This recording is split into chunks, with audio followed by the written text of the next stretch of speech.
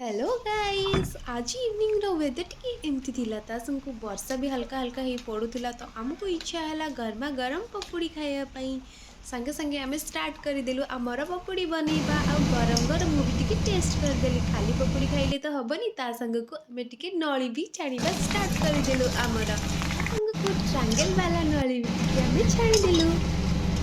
ready ही जाइथिला हमर गरमा गरम पकोड़ी आ नळी तो आमे समस्ते चक्का मारी बसी गलु खाइबा पई